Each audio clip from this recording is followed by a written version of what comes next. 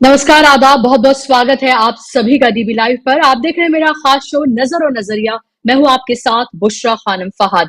आज एक बेहद महत्वपूर्ण खबर के साथ मैं आपके सामने आई हूं। यह खबर आपके लिए जानना बेहद जरूरी है। इसके हर पहलू को जानना आपके लिए बेहद जरूरी है, क्योंकि कहीं ना कहीं ये आपके भविष्य से जुड़ी है। कहीं ना कहीं ये आने वाले इलेक्शंस जो है, चाहे वो राज्य के हो या फिर लोकसभा इलेक्शन हो, उन सबसे जुड़ी हुई है।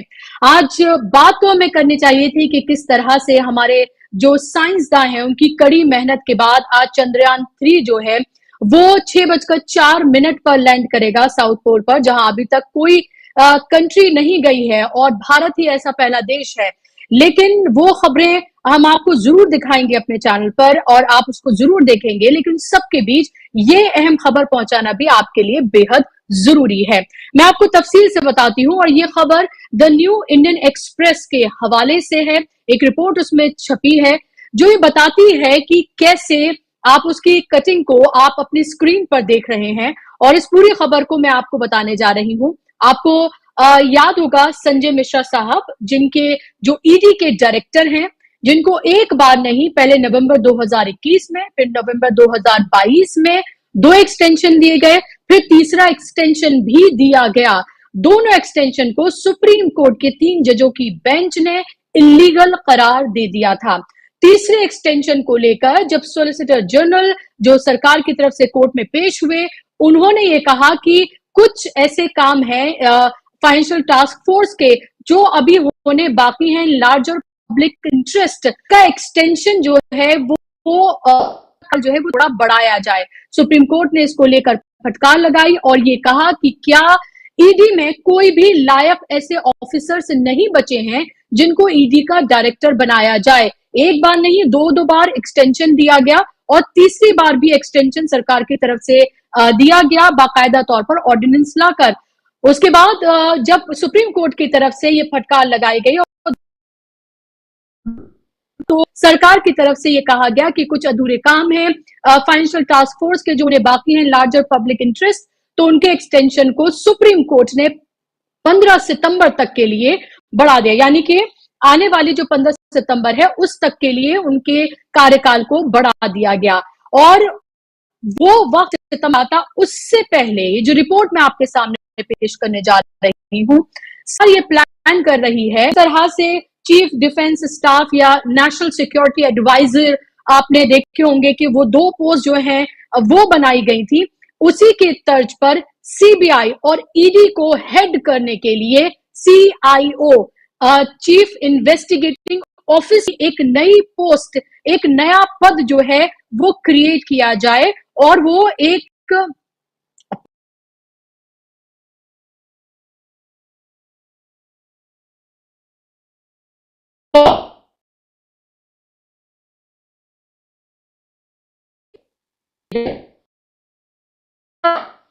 और ये भी कहा जा रहा है कि संजय मिश्रा जो कि अभी ईडी के डायरेक्टर हैं, 15 तारीख को उनका कार्यकाल खत्म हो रहा है। जो एक्सटेंशन है या जो भी कह के सरकार ने इसको एक्सटेंड करवाया है वो खत्म हो रहा है, और उससे पहले ये खबर आपके सामने है।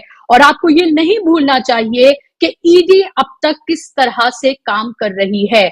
और अभी भी आज जब मैं आपको ये खबर बता रही हूं, तब भी छत्तीसगढ़ में भूपेश बघेल के जो सलाहकार हैं और जो ओएसडी हैं, उनके ठिकानों पर छापेमारी की गई है ईडी की तरफ से। सवाल ये उठता है कि इन्फोर्समेंट डायरेक्टरेट जो भी फाइनेंशियल अनियमितताएं होती हैं, या फिर जो फेमा के जो नियम है उनका उल्लंघन होता है, या फिर हवाला के जरिए जो जो पैसा आता है, मनी लॉन्ड्रिंग जो होती है, ये तमाम चीजें जो है वो ईडी देखता है। तो क्या ये तमाम जो अनियमितताएं हैं वो सिर्फ और सिर्फ विपक्षी दलों के जो नेता हैं सिर्फ उनमें ही पाई जाती हैं? क्योंकि अब तक हमने पूरे कार्यकाल में मोदी सरकार के सिर्फ यही देखा है। तो ईडी के जो डायरेक्टर है संजय मिश्रा, उनका कार्यकाल 15 सितंबर को खत्म हो रहा है, और लगता है कि उससे पहले मिश्रा जी के शायद कुछ अनफिनिश्ड टास्क हैं जो पूरा करने में जुटे हुए हैं, जो आपके सामने, जिनका जिक्र अभी मैंने आपसे किया। छत्तीसगढ़ और झारखंड में ईडी की जो छापेमारी जारी है, और आप ये भी देखिए कि मोदी जी की मेहरबानी से 15 सितंबर के बाद मिश्रा जी के लिए देश में एक नया पद भी क्रिएट हो सकता है, जिसकी जानकारी मैं आपको लगातार दे रही हूं। तो आप इस पूरे खेल को आप ये समझिए कि ये खेल जो है वो कितना खतरनाक है। अगर ऐसा होता है कि सीआईओ का पद जो है वो क्रिएट किया जाता है, या अगर ऐसा होता है कि वो सीआईओ, पहले देश का जो सीआईओ है वो संजय मिश्रा होते हैं, तो सवाल आप ये देखिए कि कितने उठ खड़े होते हैं। कहा एक तरफ सुप्रीम कोर्ट के जजेस की जो बेंच है वो ये पूछ रही है कि ऐसे क्या सुर्खात के पर लगे हुए हैं संजय मिश्रा में, उन्हें एक एक नहीं तीन तीन एक्सटेंशन दिए जाते हैं, क्या कोई लायक ऑफिसर बचते नहीं है। और उसके बाद आप ये देखिए कि ये पद जो है वो क्रिएट किया जाता है। ये भी बताना आपको बेहद जरूरी है कि सीबीआई जो है उसका क्या काम होता है, ईडी का क्या काम होता है, ताकि आपको इसके बारे में भी इंफॉर्मेशन मिले। सीबीआई जो है उसका काम होता है कि क्राइम के वो मामले देखती है, बैंक फ्रॉड के जो इकोनॉमिक ऑफेंस होते हैं उसके मामले भी सीबीआई देखती है, करप्शन के भी मामले जो है वो सीबीआई देखती है। इन्फोर्समेंट डायरेक्टरेट जो है वो मेनली फोकस करती है जो फाइनेंशियल फ्रॉड होते हैं, मनी लॉन्ड्रिंग के जो केसेस होते हैं, या फेमा का जो वायलेशन होता है उस को सबको देखती है। और सीबीआई को जो हेड होता है, या जो सुपरवाइज जो करता है वो होता है सीवीसी। और जो ईडी को करता है वो होता है रेवेन्यू सेक्रेटरी, जो उसको सुपरवाइज करता है। यानी कि इन दोनों, सीबीआई के डायरेक्टर का जो हेड है, या सीबीआई का जो हेड है, और ईडी का जो हेड है वो ऑलरेडी मौजूद है जो उन्हें सुपरवाइज करता है। तो ऐसे में सवाल ये उठता है कि फिर सीआईओ की जरूरत क्या आन पड़ी। आपको एग्जाम्पल देखना चाहिए कि किस तरह से कर्नाटक की सरकार गिराई गई थी, मध्य प्रदेश की सरकार गिराई गई थी, ये आपके सामने, महाराष्ट्र की सरकार गिराई गई थी, ये आपके सामने है। और उसके साथ ही एक और एग्जाम्पल मैं आपको देना चाहूंगी। आपको याद होगा केसीआर बहुत ज्यादा जद्दोजहद में लगे हुए थे कि किस तरह से तमाम दलों को एक साथ लाया जाए, विपक्ष का एक जो है संगठन बनाया जाए। लेकिन अब वही केसीआर जो है वो इंडिया गठबंधन के साथ भी नहीं है, उसके साथ भी नहीं खड़े होते हैं, क्योंकि जब इस तरह की बातें सामने आई तो जो केसीआर की जो बेटी है उनको नोटिस दिया गया। और उसके बाद से ही हमने ये देखा कि किस तरह से पूरे तरीके से जो केसीआर हैं वो अपनी इस पूरी जो कवायद है उससे गायब हो गए, यहां तक कि वो इंडिया गठबंधन का हिस्सा तक नहीं है। और ये खबर आपको जानना बेहद ये जरूरी है कि आखिर सरकार की ऐसी क्या मजबूरी है कि एक बार नहीं तीन तीन बार एक्सटेंशन। बाकायदा तौर पर सरकार ये कहती है कि बहुत सारे ऐसे काम हैं जो होने बाकी हैं, और ये कहा जा रहा है कि ईडी और जो सीबीआई है जो तमाम काम जो देखती है, अलग अलग काम देखती है, वो काम जो है ओवरलैप हो रहे हैं। और उन दोनों डिपार्टमेंट के कामों में सामंजस्य बनाने के लिए दरअसल ये सीआईओ की जो पोस्ट है उसको गठित किया जा रहा है, ताकि ये काम जो है वो आसानी से हो सके, ये कहा जा रहा है। और ये पूरी खबर जो है आप इंडियन एक्सप्रेस में आप इसको पढ़ सकते हैं। शाहिद फरीदी हैं जिन्होंने इस पूरी खबर को जो है वो छापा है न्यू इंडियन एक्सप्रेस में। इसको लेकर बहुत सारे सवाल हैं, और बहुत सारे सवाल उत्पन्न हुए हैं, क्योंकि अभी इसी साल 5 राज्यों में चुनाव होने जाने हैं। और उसके साथ साथ आपको ये नहीं भूलना चाहिए कि लोकसभा का इलेक्शन भी बहुत दूर नहीं है। तो आखिर सरकार ये कदम क्यों उठा रही है, इसी पर आज हम चर्चा करेंगे। इस पर बात करने के लिए मेरे साथ 2 खास मेहमानों का पैनल जुड़ गया है, इनका तारुफ मैं आपसे कराना चाहूंगी। मेरे साथ retired wing commander Anuma Acharya जुड़ गई हैं, और इसके साथ ही senior journalist, political analyst Shiba Aslam Fahmi भी मेरे साथ जुड़ गई हैं। दोनों मेहमानों का बहुत बहुत इस्तकबाल, स्वागत। अनुमा जी, शुरुआत में आपसे करना चाहूं, इस खबर को किस तरह से आप ये देख रही हैं? क्या आपको लगता है ये खबर डराती है, चिंता पैदा करती है, ये खबर खतरनाक है, और इस पर गौर करना चाहिए कि अगर ऐसा होता है तो फिर क्या क्या हो सकता है? जैसा कि सरकार का हम रुख देखते हैं उसके हिसाब से ये खबर, जिसकी अभी ये फाइनल पुष्टि होना इस तरह से बाकी है कि सरकार की तरफ से उसका बयान आ जाए या कोई विज्ञप्ति आ जाए, तो उस तरह से वो बाकी है। लेकिन जिस तरह से सरकार का रुख हम देखते आए हैं उस हिसाब से कोई ऐसा हमको अलग से नहीं लगता, ऐसा हो सकता है और सरकार ऐसा कर सकती है। अब कुल मिला के जो हम कहानी क्या देखते हैं, जिस निगाह से मैं देखती हूँ, जैसे सेना में हमारे यहाँ पहले वरीयता का एक क्रम होता था, किसका सर्विस नंबर किधर है, कौन किससे कितने बैच जूनियर है या सीनियर है, तो उस हिसाब से हम 5 या 8 साल पहले ये बता सकते थे कि ये व्यक्ति इस तरह से आगे की तरफ जा रहा है, ये कोर्सेस कर चुका है, ये इसका प्रोफाइल बन रहा है, अगर ये इस समय सीएनसी बन जाता है तो ये अगला चीफ जरूर होगा, या इस समय अगर ये दूसरे इस विभाग में पहुंच जाता है तो वो चीफ जरूर होगा। लेकिन पिछले कुछ सालों से क्या हो रहा है कि जो वायुसेना के चीफ हैं, जैसे एयर मार्शल सुरेश, उनको चीफ बनना था और एयर मार्शल भदौरिया को रिटायर होना था, लेकिन हमने क्या देखा कि एयर मार्शल सुरेश साहब जो हैं वो रिटायर हो गए और भदौरिया सर जिस दिन उनके रिटायरमेंट की आखिरी तारीख थी उस दिन चीफ बन गए। तो आपको इससे मैं क्या बताने की कोशिश कर रही हूं कि ये सरकार वरीयता का क्रम, वरिष्ठता का क्रम, बने हुए सिस्टम को तोड़ रही है, और उससे हासिल क्या हो रहा है मुझे नहीं मालूम, क्योंकि पूरे तंत्र को अगर आप अस्त व्यस्त कर देते हैं, मेस में ले आते हैं, तो पीछे के बहुत सारे लोग अपनी पदोन्नति से, प्रमोशन से वंचित हो जाते हैं, जो कि इस केस में हम देख रहे हैं। जब तक संजय मिश्रा जी एक्सटेंशंस में रहे तो उनसे जो नीचे जूनियर्स थे, जो आगे चल के किसी ऊपर के पद पर जाते, चूंकि एक वैकेंसी वो रोक कर रखे हुए थे, तो वो बिना प्रमोट हुए ही रिटायर हो गए बहुत सारे लोग।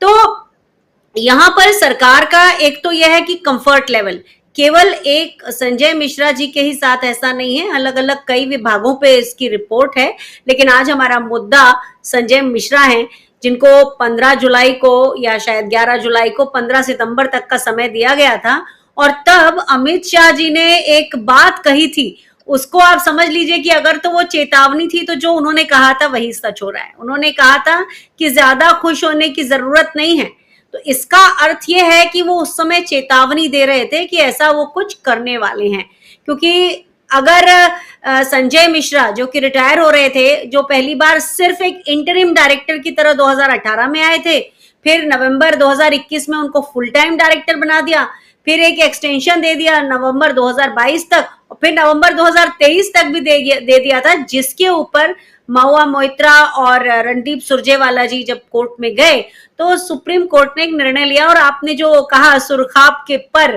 कि इनमें कौन से सुरखाब के पर लगे हैं, ऐसा जो सुप्रीम कोर्ट ने पूछा था, और ये भी कहा था कि अगर कोई व्यक्ति अगर मौजूद नहीं है तो उसके जगह में दूसरा व्यक्ति काम करता है, ये कौन सी बात होती है कि वो इररिप्लेसेबल हो जाता है। तो ये उस समय सुप्रीम कोर्ट के जजेस ने कहा था। अब यहां आप देखिए कि संजय मिश्रा जी के समय में क्या हुआ, 3000 से ज्यादा जो भी रेड हुई, उसमें जितने भी है रेड हुई है उसका 95% विपक्ष के नेताओं के ऊपर ही गया। आपको जैसे आज आपने जिक्र किया कि आज भूपेश बघेल जी के ऊपर रेड हो रही है, हमारे जब 85वां महाधिवेशन हो रहा था कांग्रेस का, उस दिन भी मध्य प्रदेश के मुख्यमंत्री के घर पे ये छापे पड़े थे और उनके आसपास के करीबी लोगों के ऊपर ये हुए थे। और भारतीय जनता पार्टी का जो ये एक पहले का आपको बताना चाहती हूँ, आपको तो शायद मालूम होगा कि जब अटल बिहारी जी की सरकार थी तो एक विनिवेश घोटाला हुआ था जिसमें बहुत से गलत काम हुए थे। उसमें से एक लक्ष्मी विलास पैलेस जो उदयपुर में था, उसको ललित ग्रुप को सिर्फ 7.5 करोड़ में बेच दिया गया था, जिसका मूल्य 256 करोड़ रुपए पाया गया था। तो वो केस अभी दबा कर रखा गया है। और विश्व के बाकी जितने भी आंकड़े हैं उसमें आप देखिए हम नीचे ही गिरते जा रहे हैं, चाहे वो डेमोक्रेसी का आंकड़ा हो, चाहे वो हैप्पीनेस का इंडेक्स हो, चाहे वो और किसी तरह का इस तरह का डेमोक्रेसी से रिलेटेड आंकड़ा हो, तो उसमें हम नीचे गिरते जा रहे हैं। लेकिन भारतीय जनता पार्टी को केवल और केवल और केवल चुनाव सामने दिखता है, और बीजेपी केवल चुनाव लड़ने और जीतने तक सीमित नहीं है। एक जानी दुश्मनी की राजनीति भारतीय जनता पार्टी ने शुरू की है। बीजेपी एक ऐसी व्यवस्था है जो नागरिक को गुलाम बनाना चाहती है। बीजेपी एक ऐसा विचार है जो तानाशाही और धूर्तता को प्रमोट करता है। एक ऐसा संगठन है जो रक्त पिपासु और अमानवीय कट्टरपंथियों को बढ़ावा देता है, और एक ऐसा आंदोलन है जो मनुष्य को ज़ॉम्बीज की भीड़ में बदल देता है। तो 2014 से पहले जिस तरह से ईडी या सीबीआई वो अगर पार्टीवार अगर आप देखेंगे तो इतना ज्यादा नहीं होता था, लेकिन अब जो हो रहा है केवल विपक्ष की पार्टियों पर हो रहा है। जी जी, बिल्कुल। ज़ाहिर सी बात है और ये सबके सामने है, ये कोई ऐसी कोई बात नहीं है कि हम आज इसका कोई पर्दाफ़ाश कर रहे हैं, बल्कि ये बिल्कुल सरफ़ेस पर है, सबके सामने है कि ईडी की कार्रवाई किन नेताओं को लेकर होती है और कैसे इलेक्शन से पहले ये कार्रवाइयाँ जो हैं वो शुरू होती हैं और कैसे विपक्ष के नेताओं को डराया और धमकाया जाता है और फिर हम सब कुछ बदलता हुआ अपनी आँखों के सामने देखते हैं। और जब ये पूरी सुनवाई हो रही थी, जो थर्ड एक्सटेंशन है उसको लेकर, जब विपक्ष के नेता सुप्रीम कोर्ट गए, तो सुप्रीम कोर्ट के जजेस जो है उनकी तरफ से, जस्टिस गोगोई की तरफ से कहा गया कि कल को अगर मैं सुप्रीम कोर्ट नहीं आता हूं तो क्या सुप्रीम कोर्ट का काम बंद हो जाएगा। तो वो ये एग्जाम्पल दे रहे थे कि क्यों बार बार एक्सटेंशन जो दिया जा रहा है, जिसको इलीगल करार दिया, उसके बाद भी सरकार की तरफ से ये कहा जाता है कि 15 तारीख तक का, 15 सितंबर तक का उनको टाइम दिया जाए और ताकि कुछ जरूरी काम है, unfinished task, you can understand कि वो क्या बात कर रहे हैं, वो काम है और उनको वो करने हैं और उससे पहले ये खबर का आना। शिवा साहिबा, आप किस तरह से इस पूरी खबर को देख रही हैं? क्योंकि हमें ये पता है कि मोदी है तो मुमकिन है, और किस तरह से मुमकिन है और क्या क्या मुमकिन है, ये 9.5 साल में हमने सब कुछ देखा है। तो ये क्या उसमें से एक और चीज है जो मुमकिन होने जा रही है? बहुत शुक्रिया बुशरा जी। बहुत दिलचस्प है ये दौर हम लोगों के सामने। मैं पॉलिटिकल साइंस की स्टूडेंट होने के नाते इसको देखती हूँ। जब कॉन्स्टिट्यूशन पढ़ा था और जब कार्यपालिका और विधायिका और जुडिशरी के बारे में पढ़ा था और कैसे इन लोगों के आपस के रिश्ते होंगे, तो अभी मुझे ख्याल आ रहा है कि ये लम्हा वो है जब आप इसको 3 या 4 हैशटैग्स में आप समेट सकते हैं इस पूरे मामले को। एक तो हैशटैग 2024 जनरल इलेक्शंस है, दूसरा हैशटैग हेंचमैन है, तीसरा हैशटैग जस्टिस चंद्रचूड़ है और चौथा बहुमत है। ये देखिए, ये 4 शब्दों से हम इस पूरे मामले को समझ सकते हैं। अभी हमारे साथी ने अरुणा जी ने कहा कि अमित शाह साहब ने कुछ कहा था।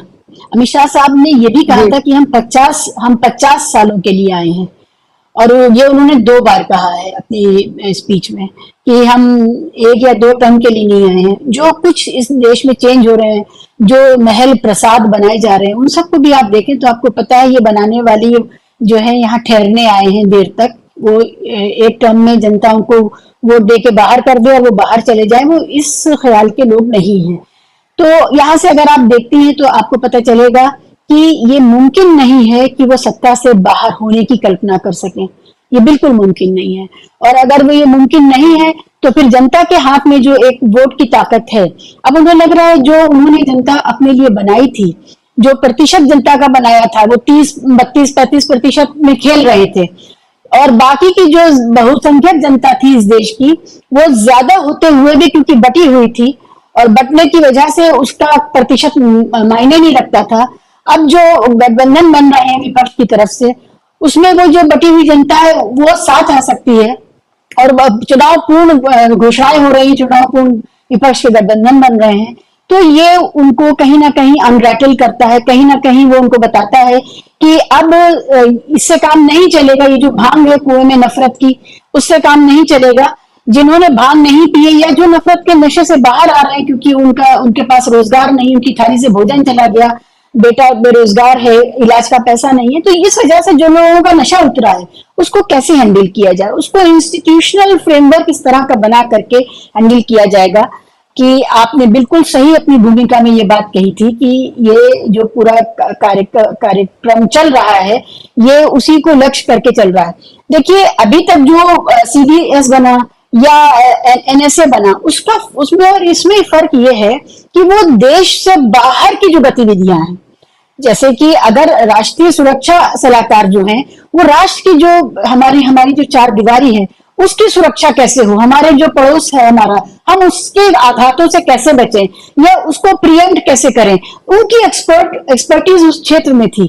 और हमें ये बड़ा, इसमें कोई एतराज नहीं था कि हाँ एक NSA हो तो कोई बात नहीं है, वो हम उनका तजुर्बा है और वो हमें हमारे राष्ट्र को सुरक्षित करेंगे। उसी तरह से चीफ ऑफ डिफेंस स्टाफ का जो मामला था वो सेना से रिलेटेड था, हालांकि उससे भी बहुत अंडरमाइन किया गया था जो बेसिक आइडिया था, जो वैल्यू थी हमारे कॉन्स्टिट्यूशन में कि तीनों अलग अलग रहे और तीनों कभी भी एक साथ आकर के कोई गंभीर चुनौती ना राष्ट्र राज्य को कोई गंभीर चुनौती ना दे सके सिविलियन गवर्नमेंट को, तो वो भी, लेकिन वो बहरहाल सेना का मामला था। और वो भी सेना अपने देश के अंदर नहीं लड़ती, देश के बाहर लड़ती है।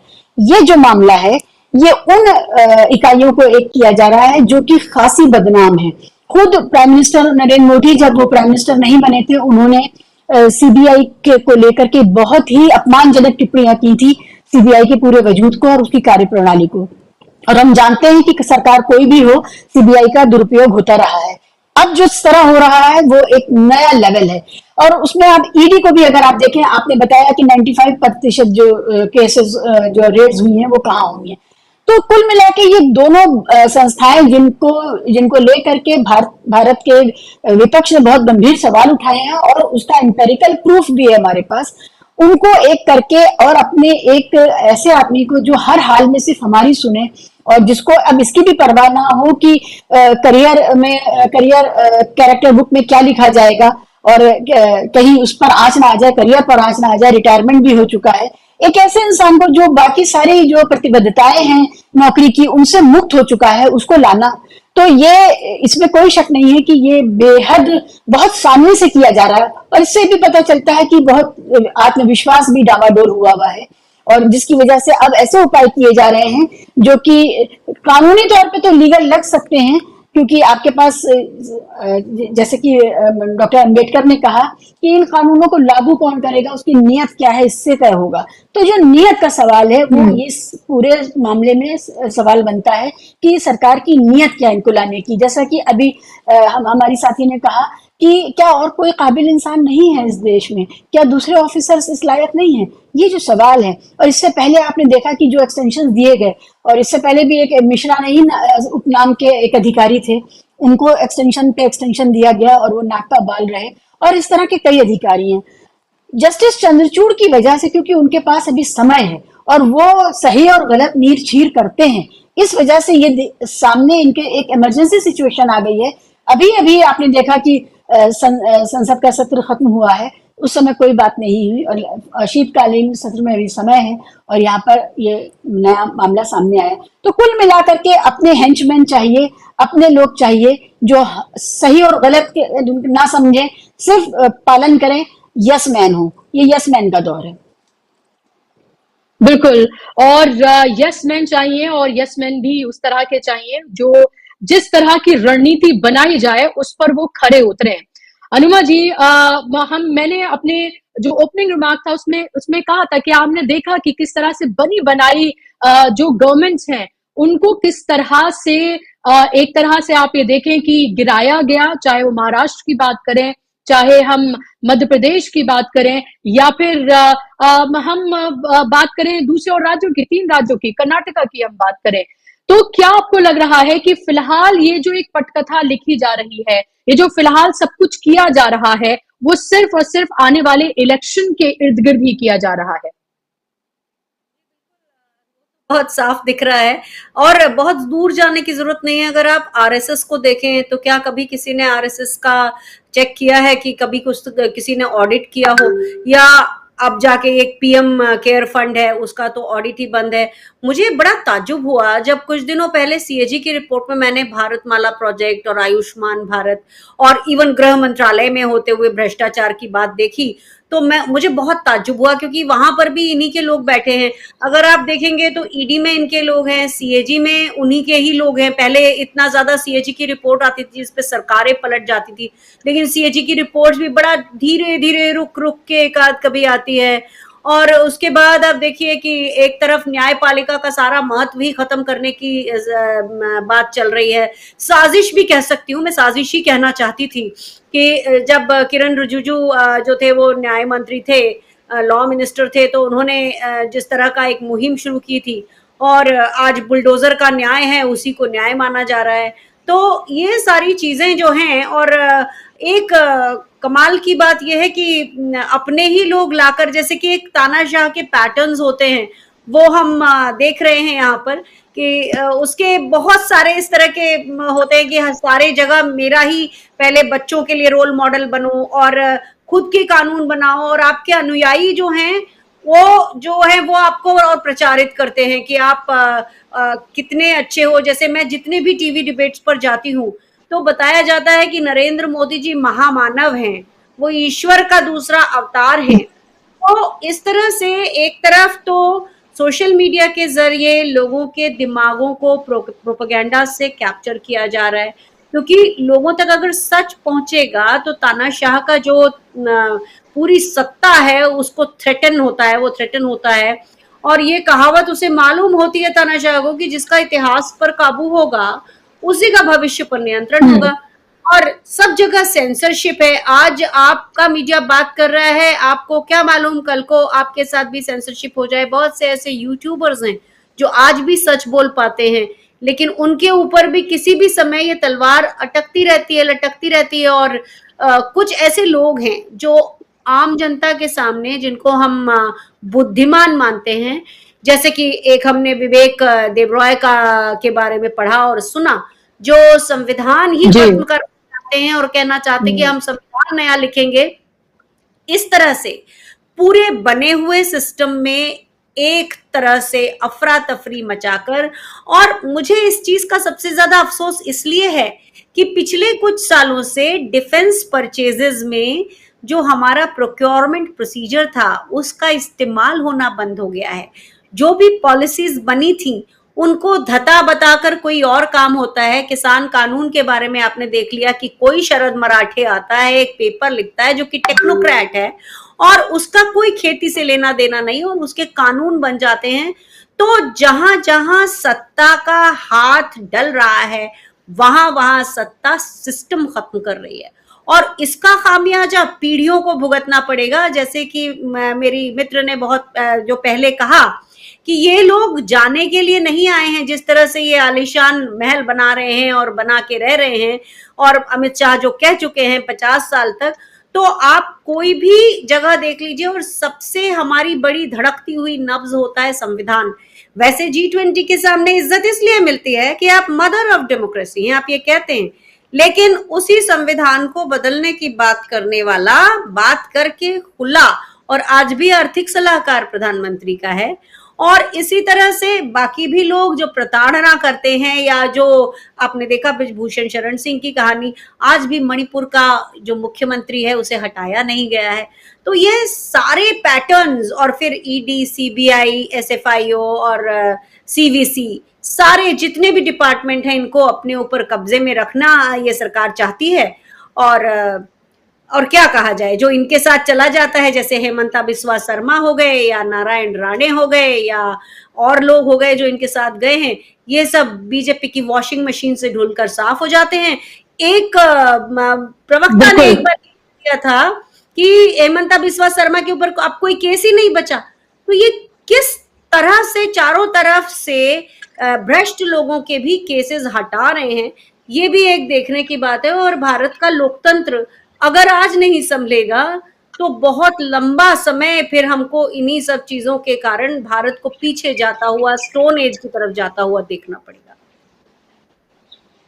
बिल्कुल, और उन्हीं के ही एक मंत्री हैं नितिन गडकरी, वो कहते हैं इको फ्रेंडली मशीन है। जब उनसे पूछा जाता है कि कैसे सबके जो पुराने पाप है वो धुल जाते हैं, भ्रष्टाचार धुल जाते हैं, तो उन्होंने कहा कि इको फ्रेंडली मशीन है। और अगर हम सोर्सेस की बात करें, अगर ये CIO की जो पोस्ट है अगर ये गठित की जाती है तो जो रैंक होगी वो सेक्रेटरी रैंक होगी गवर्नमेंट ऑफ इंडिया। तो ये भी आप देखें कि रैंक जो है वो सेक्रेटरी की दी जाएगी CIO को अगर ये गठित होती है ये पोस्ट। और कौन बनता है ये भी नाम हम लगातार बता रहे हैं सोर्सेस के हवाले से। इस अखबार में द न्यू इंडियन एक्सप्रेस में जो खबर छपी उसके हवाले से हम आपको ये खबर बता रहे हैं। लेकिन आपको इस सबके बीच ये भी देखना चाहिए कि जब हमारे प्रधानमंत्री बाहर जाते हैं, चाहे ब्रिक्स का सम्मेलन हो, G20 हो, तो कहते हैं लार्जेस्ट डेमोक्रेसी। और जिस तरह से अभी अनुमा जी ने कहा कि आप अपने ही देश में जो प्रधानमंत्री के आर्थिक सलाहकार वो कहते हैं कि संविधान को ही खत्म कर देना चाहिए। तो इतनी बड़ी बड़ी बातें जो है वो कही जाती हैं और उस पर कोई कार्रवाई नहीं होती है। दैनिक जागरण जैसा एक बड़ा अखबार जो सब जगह पढ़ा जाता है, वो फर्जी खबर जो है सर्जिकल स्ट्राइक की करता है, उसको लेकर कोई कार्रवाई नहीं की जाती है। और कैसे जो दूसरे आप मीडिया संस्थान हैं जो असल में पत्रकारिता कर रहे हैं वहां पर किस तरह से छापेमारियां की जाती हैं, ये आपके सामने है।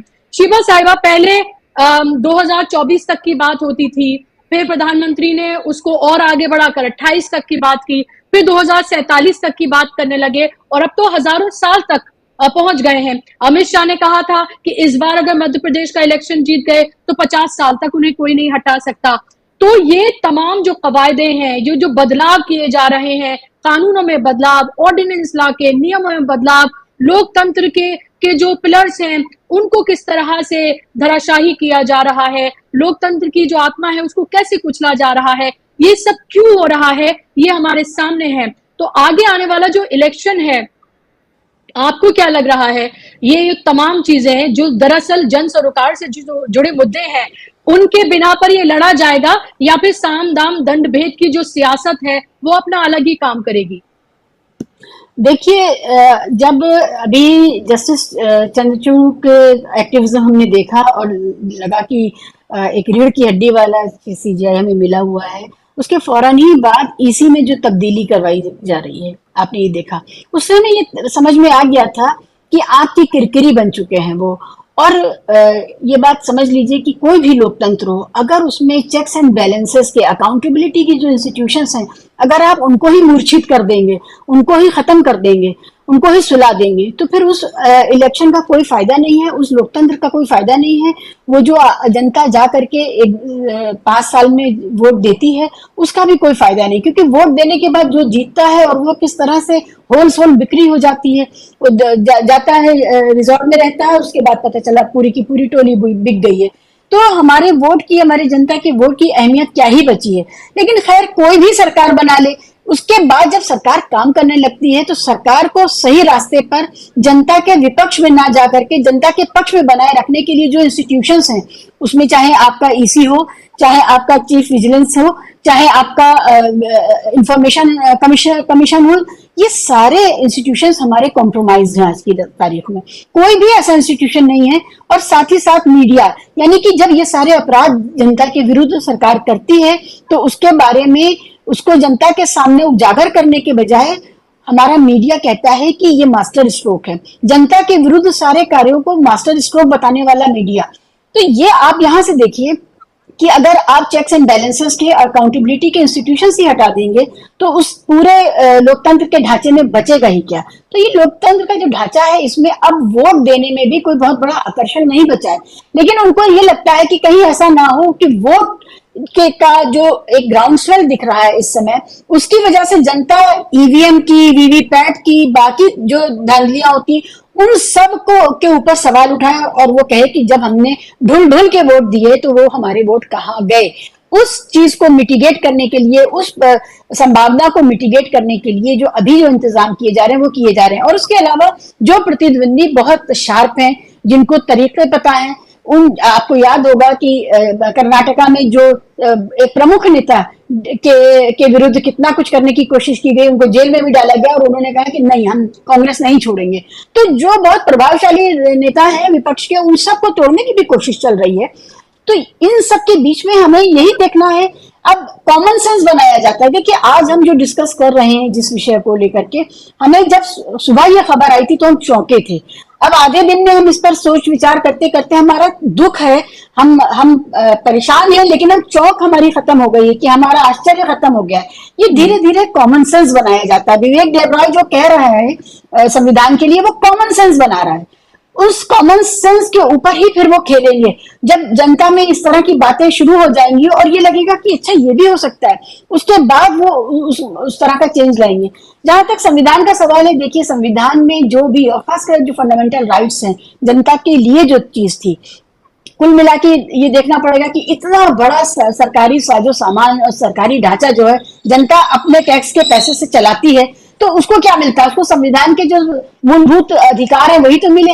उन फंडामेंटल राइट्स के खिलाफ पैरेलल पिनल कोड की व्यवस्था बनाई जा रही है, सीआरपीसी की व्यवस्था बनाई जा रही है कि आपके पास संविधान के जो प्रदत्त अधिकार है वो किताबों में बने रहेंगे, लेकिन जो प्रैक्टिकल लॉज दे दिए जा रहे हैं जो, और हर सूबे में अलग अलग, भारत के नागरिकों को जिस तरह से छीला जा रहा है, उनके अधिकारों को जिस तरह से छीला जा रहा है।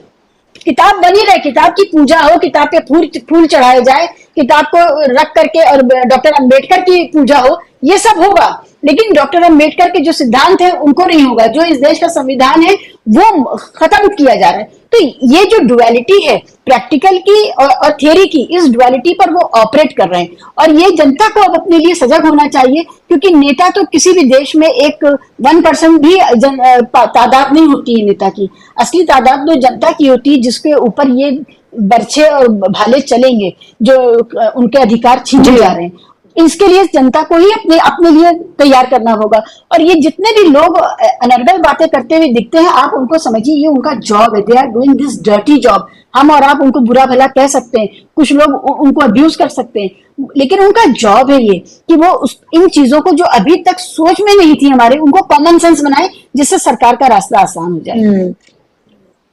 बिल्कुल, जिन पर बात करते हुए भी घबराते थे लोग, ये अपने जबान से निकाल पाए, उसको किस तरह से प्लेटफॉर्म पर लाकर और उस पर बात की जा रही है, ये भी एक तरह से कामयाबी के तौर पर ही इसको देखा जाए। और इस सब के बीच ये भी हमें देखने की जरूरत है कि लगातार जो सर्वेज आ रहे हैं टीवी चैनल्स के, सो कॉल्ड, जिसको कोई सरकारी मीडिया, दरबारी मीडिया, गोदी मीडिया, सुपारी मीडिया, अलग अलग नामों से उसको पुकारा जाता है, क्योंकि अब वो काम तो नहीं करता जो दरअसल उसे करना चाहिए था। तो उस मीडिया के हवाले से भी देखें, चाहे इंडिया गठबंधन को लेकर अगर बात करें तो भी क्लियरली अगर एनडीए और इंडिया की बात की तो 65% जो है वो इंडिया गठबंधन के पक्ष में लोगों ने कहा कि वो उसको देखना चाहते हैं। उसके बाद अगर हाल ही में जो इलेक्शन होने जा रहे हैं अलग अलग राज्यों में, खासतौर पर छत्तीसगढ़ की बात करूं, उसको लेकर सर्वे कराया गया और वहां पर भी क्लियर मेजोरिटी जो है वो कांग्रेस की बनती हुई नजर आई। ऐसे में सरकार की ये भी घबराहट है अनुमा जी कि हम ये देख रहे हैं कि इंडिया गठबंधन, जो शायद सोचा नहीं होगा कि वो दल जो एक दूसरे की काट करते आते थे, वो एक साथ एक मंच पर 26 दल आके खड़े होंगे। 2 मीटिंग्स हो चुकी हैं, तीसरी मीटिंग होने जा रही है। और अगर इन तमाम जो गठबंधन के जो दल है, ईडी, सीबीआई का अगर इन लोगों को डर होता तो शायद ये एक प्लेटफॉर्म पर आते ही नहीं, क्योंकि इस सबका डर तो इन्हें दिखाया जा चुका है। उन्हें अंदाजा है कि जब ये इस तरह से आएंगे तो ये सब कुछ इनके साथ होगा। उसके बावजूद भी एकजुटता अभी तक तो नजर आ रही है। तो क्या आपको लगता है कि ये तमाम कवायद इस तरफ भी है कि एक बड़ा खेल जो है वो रचा जाए?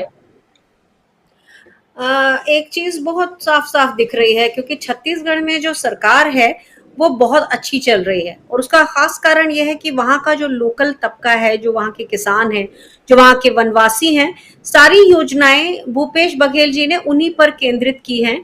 और आपने सुना होगा कि वो 2 रुपए किलो गोबर खरीदते हैं, 4 रुपए लीटर गौमूत्र खरीदते हैं, और इससे वो कंपोस्ट खाद बनाते हैं और एक पेस्टिसाइड बनाते हैं जो ऑर्गेनिक पेस्टिसाइड होता है। तो इस तरह से सरकार को अपने आप को रेवेन्यू भी जनरेट हो रही है, जिसका पहले सरकार जो खरीदा करती थी, और उसके अलावा जो लोग हैं उनको भी उससे आमदनी हो रही है। तो छत्तीसगढ़ में एक आत्माराम स्कूल भी खुले हुए हैं जो बहुत अच्छा परफॉर्म कर रहे हैं। तो वहां भारतीय जनता पार्टी वैसे भी हारने वाली है और उनको अच्छी तरह से पता है, लेकिन जो कहते हैं भागते भूत की लंगोटी सही, तो उसी तरह से वो भूपेश बघेल जी के ऊपर चारों तरफ से प्रहार कर रहे हैं। भूपेश बघेल जी के जो प्रशासन के 4 या 5 आईएएस पिछले 1 साल से जेल में है, उनमें से एक महिला है। तो हर तरह से दबाव बनाने की ये एक टेक्निक है। राजस्थान में आप देखिए, वहां पर भी चूंकि वसुंधरा राजे सिंधिया भी इनसे भारतीय जनता पार्टी से अलग अलग दूर दूर दिखती हैं, तो वहां पर भी भारतीय जनता पार्टी को डर लग रहा है। और मध्य प्रदेश में जहां 50% कमीशन की सरकार एस्टैब्लिश हुई है, तो वहां तो भारतीय जनता पार्टी का बुरा हाल है। आए दिन कोई ना कोई भारतीय जनता पार्टी का पुराना नेता, जैसे कि जो कैलाश जोशी थे, मध्य प्रदेश के मुख्यमंत्री थे, उनके बेटे दीपक जोशी बहुत पुराने थे, हेमंत लारिया, एक महिला हैं बालाघाट से अनुभा मुंजारे, और अभी कुछ दिन पहले समंदर पटेल, और 2-3 लोग बड़े बड़े गाड़ियों के काफिले के साथ वो आके कांग्रेस में मिल रहे हैं। ये सारी चीजें, क्योंकि मध्य प्रदेश हिंदी पट्टी का वो राज्य है जहां भारतीय जनता पार्टी ऐसा मानती है कि वो उनकी प्रयोगशाला है, लेकिन मध्य प्रदेश ने कई बार सभी को आश्चर्यचकित किया है। तो मध्य प्रदेश से भी ऐसा साफ दिख रहा है कि भारतीय जनता पार्टी की सरकार वहां से जा रही है, राजस्थान में आ नहीं रही, और छत्तीसगढ़ में तो असंभव है। ये सारी चीजें, क्योंकि जिस तोते की जान इसी चीज में हो कि उसे सत्ता चाहिए, वो हीरामन तोता, तो भारतीय जनता पार्टी को सत्ता नहीं मिलेगी तो वो छटपटाती है और उसके लिए फिर वो साम दाम दंड भेद जो भी करना चाहे करती है। और मैं बहुत दिनों से देख रही हूँ कि एक छोटा मोटा एक तो नशा होता है, फिर फितूर होता है, उसके बाद वो एक तरह से मनोरोग बन जाता है। तो वो मैं देख रही हूँ कि हमारे देश के प्रधानमंत्री के अंदर सत्ता एक मनोरोग की तरह काबिज हो गई है और उनकी इच्छा पूरी करने के लिए पूरा का पूरा तंत्र। और दिक्कत की बात यह है, आप शायद मेरा ये एक पर्सनल दुख भी है कि जो प्रक्रियाएं बनती है ना, ये बरसों बरस में बनती हैं, लेकिन टूटते हुए कोई वक्त नहीं लगता। जैसे हमारे देश का जो एक फैब्रिक है, वो धार्मिकता जिसमें नहीं थी, जिसमें ये सांप्रदायिकता नहीं थी, जिसमें केवल धर्मनिरपेक्षता थी, पंथ निरपेक्षता थी, उसको बनते बनते कितना वक्त लगा था, लेकिन तोड़ते तोड़ते तो ये 8 साल में इन्होंने बहुत कुछ तोड़ दिया है। जैसे कि कोई कंक्रीट की बिल्डिंग या घर या मूर्ति जो आपने देखा ये बनाते हैं, चाइना से लेकर बनाते हैं, उसको बनाने में ज्यादा वक्त नहीं लगता, लेकिन एक देश को बनाने में वक्त लगता है। और उस वक्त को लगा के जो हम आज यहाँ तक पहुंचे, उसको भारतीय जनता पार्टी की सरकार तबाह कर रही है। और जैसा कि मैंने एक पहले आपसे कभी कहा था कि उसमें हमारा फौजियों का, पूर्व फौजियों का एक तबका जो कि बहुत ज्यादा उनका भक्त की तरह हो गया, और अब जो बदल रहा है, ऑफ कोर्स अब वो समझ रहे हैं, लेकिन हुजूर आते आते देर कर दी वाली बात नहीं हो जानी चाहिए। बहुत देर कर दो। जी, जाहिर सी बात है। और ये भी अभी फिलहाल हमें देखना चाहिए कि सबसे महत्वपूर्ण काम जो है वो मीडिया का होता है। आप देखिए, जब हम चंद्रयान 3 की लैंड की बात कर रहे हैं तो यहाँ पर साइंसदानों को, जो हमारे साइंटिस्ट हैं, आप देखेंगे कि उनको श्रेय न देकर किसको श्रेय दिया जाएगा, ये आपके सामने है। सेना कोई कार्रवाई करती है, उसका श्रेय किसको दिया जाता है, वो आपके सामने है। और जब एक पत्रकार, सो कॉल्ड पत्रकार, थोड़ी बहुत शायद हिम्मत दिखाकर या जो भी कुछ होता है, जब एक मंत्री से सवाल पूछ लेता है टमाटर के दाम, तो किस तरह से उसको उसके औकात दिखा दी जाती है। और फिर उसके बाद ये लगता है कि शायद अगले दिन वो कुछ सख्त सवाल पूछेगा तो वो मोमोज की गिनती जो है वो शुरू कर देता है कि कितने लोग देश में मोमोज खा रहे हैं। तो ये मीडिया जो है हमारा, जो सबसे महत्वपूर्ण काम होता है, जिसका जनता को जागरूक करना, सरकार की पॉलिसीज को लेकर सवाल करना, सरकार से सवाल करना, उसे कटघरे में खड़ा करना, इसीलिए उसे फोर्थ पिलर कहा जाता है लोकतंत्र का, वो पूरी तरीके से खत्म हो चुका है। कुछ चंद ही प्लेटफॉर्म बचे हैं जो शायद आवाज उठा रहे हैं, और जिस तरह से पैनलिस्ट ने कहा कि कब ना जाने उनकी आवाज को भी दबा दिया जाए। ऐसे में जरूरी ये भी है, शिबा साहिबा, आखिरी सवाल आपसे मेरा, वक्त की कमी है, कि जो जनता है उसको भी जागरूक किया जाए अभी से ही। वो अपने वोटर आईडी कार्ड्स और इन सब को लेकर सजग रहें कि ऐसा ना हो कि वोट डालने जाएं और पता चले कि उनका नाम ही नहीं है लिस्ट में। हमने देखा है कि किस तरह से खासतौर पे एक तबके के वोटर लिस्ट से नाम जो है पूरी तरीके से कई जगहों पर बड़े पैमाने पर गायब कर दिए गए। तो ये सब भी देखने की जरूरत है कि कहीं ऐसा तो नहीं कि आपका हक ही आपसे छीना जा रहा है, या आप जो वोट देने के लिए जा रहे हैं उसमें धांधली की जा रही है। तो लोगों को, जनता को जागरूक करना कि आपको भी शोर मचाना आना चाहिए, आपको अपना हक मांगना आना चाहिए, और अभी से ही जागरूक रहिए ताकि जिस पार्टी को आप वोट करना चाहें, चाहे फिर वो कोई भी हो, कम से कम आप उसको वोट कर सकें। बहुत जरूरी बात कही है आपने, क्योंकि जनता को जागरूक होने के साथ साथ एक पूरा टास्क है जनता के सामने।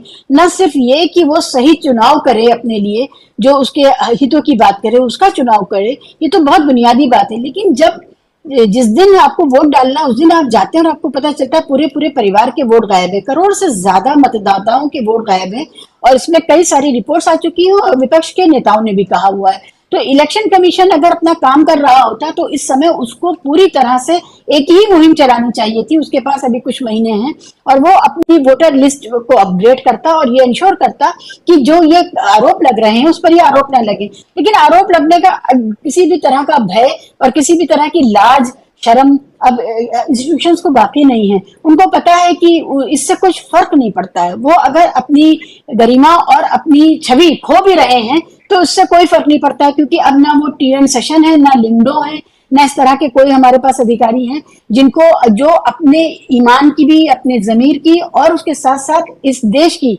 के प्रति प्रतिबद्ध हों। तो एक चीज तो ये, दूसरा ये कि अगर आपने अपने वोटर आईडी बनवा भी लिया है तो आपने देखा था उत्तर प्रदेश के चुनाव में भी ये हुआ था कि किस तरह से लोगों को घर से निकलने ही नहीं दिया गया था। रात में ही, आधी रात में जाकर के उन्हें धमकी दे करके उनसे कह दिया गया था कि दरवाजा नहीं खुलना चाहिए तुम्हारे घर का, कोई निकलेगा नहीं। खैर, आप जान के खेल के अगर पहुंच भी जाते हैं तो उसके बाद ईवीएम वीवीपैट के तक आप रुकें और उसको देखें कि ये इंश्योर हो। और अगर इसके बावजूद आपके लोग जीत जाते हैं, जिनको आपने वोट दिया वही जीत जाते हैं, तो फिर वो बिकेंगे नहीं, इसको कैसे सुनिश्चित किया जाए? मेरा तो यही कहना है कि इस देश में लोकतंत्र के नाम पर जो कुछ हो रहा है, सारा बोझ इस समय नागरिक का अपने ऊपर खुद आ गया है कि पूरी व्यवस्था उसके लिए नहीं खड़ी है। व्यवस्था से लड़ना ही उसका नागरिक धर्म बना दिया गया। और चीज ये गौर करने की है कि इस समय मोदी साहब को, अमित साहब को बीजेपी पार्टी की भी जरूरत नहीं है, अपने कार्यकर्ताओं की भी जरूरत नहीं है। ये सारा काम उनका कॉर्पोरेट मीडिया आराम से कर देता है उनके लिए।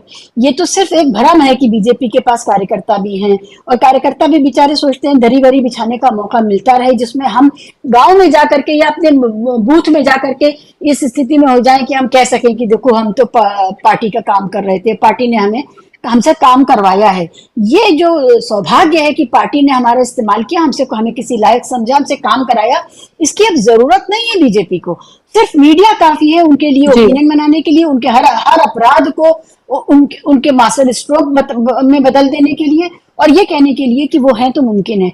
तो भाई, अगर सिर्फ जबान चलाने से ही सारा काम चल जाएगा कैमरे के आगे, तो असली काम करने की, हाथ पैर चलाने की जरूरत नहीं बची अब।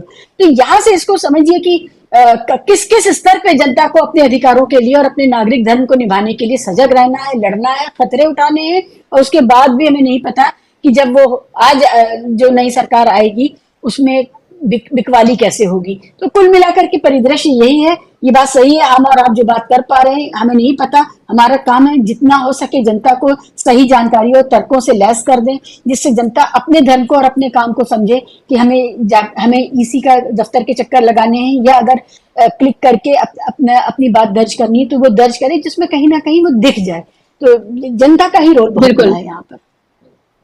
जी, बहुत बहुत शुक्रिया आप दोनों मेहमानों का इस चर्चा का हिस्सा बनने के लिए, और आप तमाम दर्शकों का, साथियों का बहुत बहुत शुक्रिया इस चर्चा में शामिल होने के लिए। रोज शाम आप 4 बजे हमारे साथ जुड़ते हैं, आपका भी बहुत बहुत शुक्रिया। और कल फिर से होगी आपसे मुलाकात इसी वक्त, और आप सजग रहिए, अपने जो लोकतांत्रिक जो आपको अधिकार मिले हुए हैं उसके बारे में जानकारी आप हासिल करिए। आप किसको वोट देने जा रहे हैं, वोटर आईडी में आपका नाम है या नहीं है, अपने एक वोट की जो कीमत है उसको भी आप पहचानिए। क्योंकि अगर कुछ भी अपने आसपास आप बदलना चाहते हैं, अगर आप अपनी पॉलिसीज जो हैं उनको लेकर नाराज हैं, बेरोजगारी है, भुखमरी है, महंगाई है, ये तमाम वो चीजें हैं तभी बदल सकती हैं जब आप बदलाव की तरफ आगे बढ़ेंगे, अपने अधिकारों को लेकर सजग होंगे। जब वोट देने जाएंगे वहां वोटर आईडी जो लिस्ट है उसमें आपका नाम होना चाहिए। आप अगर वहां पर जाते हैं, वोट देने के लिए जाते हैं, वहां पर अगर आपके साथ कुछ गलत हो रहा है तो उसको आवाज उठाने की भी आप हिम्मत रखिए। क्योंकि देखिए आप किस तरह से सब कुछ बदलने की कोशिश जो है वो सरकार की तरफ से की जा रही है। मोदी है तो मुमकिन है। अब आप ये भी देख लीजिए, जिस तरह से पूरा हमने ये प्रोग्राम किया कि संजय मिश्रा जो है उनके दोनों एक्सटेंशन को इलीगल करार दिया जाता है, उसके बाद अब नई जो पूरी पोस्ट है, जो पद है, उसको गठित किया जा सकता है, और वो पहले CIO चीफ इन्वेस्टिगेटिव ऑफिसर जो हैं वो संजय मिश्रा बन सकते हैं, अगर इस खबर के मुताबिक अगर हम इसको माने। क्योंकि लगातार इसको लेकर अब जो है वो डिस्कशन शुरू हो गया है। आज के कार्यक्रम में बस इतना ही, कल फिर से होगी मुलाकात। नमस्कार।